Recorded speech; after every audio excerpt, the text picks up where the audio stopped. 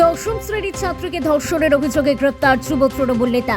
যদিও তৃণমূলের দাবি ওই যুবকের সঙ্গে তৃণমূলের কোনো সম্পর্ক নেই।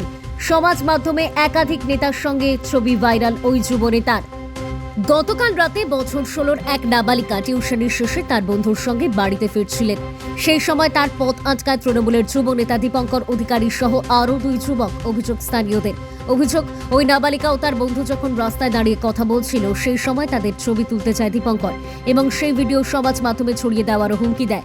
নিজেকে সিভিক ভলেন্টিয়ারের পরিচয় দেয় ওই যুব নেতা। বিভিন্নভাবে ওই নাবালিকা ও তার বন্ধুকে থানায় নিয়ে যাওয়ার চেষ্টা করে। পরে ওই নাবালিকার বন্ধুকে সেখান থেকে সরিয়ে দিয়ে একটি কারখানার পরিত্যক্ত জায়গায় নিয়ে গিয়ে নাবালিকাকে ধর্ষণ করা হয় বলে অভিযোগ।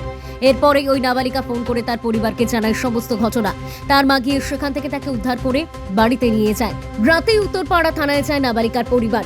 সেখানে দীপঙ্কর সহ বাকি দুজনের নামে অভিযোগ দায়ের করে নাবালিকার পরিবার।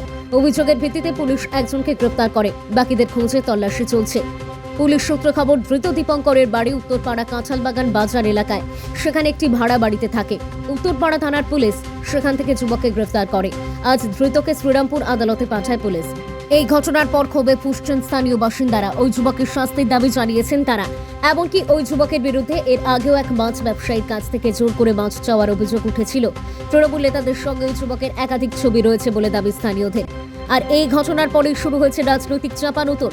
বিজেপি নেতা ইন্দ্রনীল দত্ত বলেন, পশ্চিমবঙ্গে এখন আইনের শাসন চলছে না, শাসকের আইন চলছে।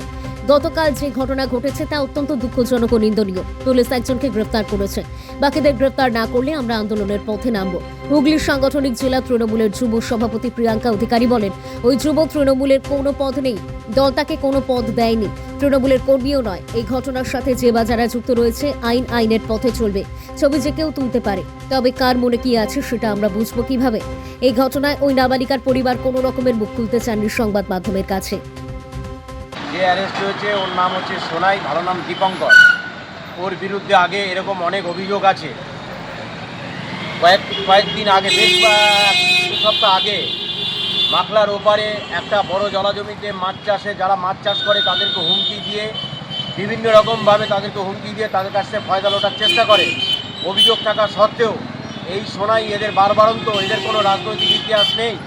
এই উত্তরপাড়া তৃণমূল যুব কংগ্রেসের সহসভাপতি অমিত সরকার একে বানিয়েছে। অমিত সরকার এবং চেয়ারম্যান দিলীপ যাদব ঘনিষ্ঠ, যাদের রাজনৈতিক ইতিহাস নেই তাদেরকে ফ্রন্টে এনে এরা তৃণমূলকে কালিমালিপ্ত করছে। আমরা তৃণমূল কংগ্রেস করি, আমরা লজ্জাবোধ করছি। এই ধরনের নক্করজনক ঘটনা আইনের পথে চলবে। এই ধরনের অপরাধীদের কঠোরতম সাজা হওয়া উচিত, এটা আমি মনে করি।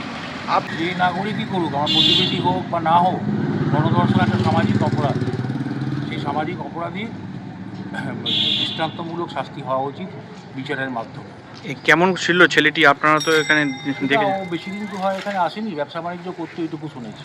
কতটা নক্কারজনক উত্তরপাড়ার মতো জায়গায়, কি বলবেন? নিশ্চয়ই, এটা তো নিন্দনীয় ঘটনা, অত্যন্ত বর্বরচিত যদি ঘটনা ঘটে থাকে, অত্যন্ত। কালকে রাতে ঠিক কি দেখলেন? আপনারা তো ছিলেন। আমরা তো ভেতরে ঘুমোচ্ছিলাম, নিজে খুব আওয়াজ শুনছিলাম।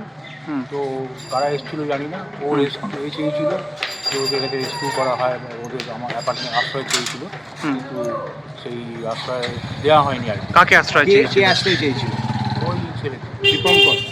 কাদের? আপনাদের? আমাদের নয়, আমার পাশের অ্যাপার্টমেন্ট থাকতে। তৃণমূলের ভাইস প্রেসিডেন্ট বলে আমার জানা নেই। তার কারণ আমার যেটুকু জানা আছে ও তৃণমূলের কোনো পদে নেই এবং আগেও ছিল না, এখনও নেই। কি বলবেন যদি এই ঘটনা হয়ে থাকে?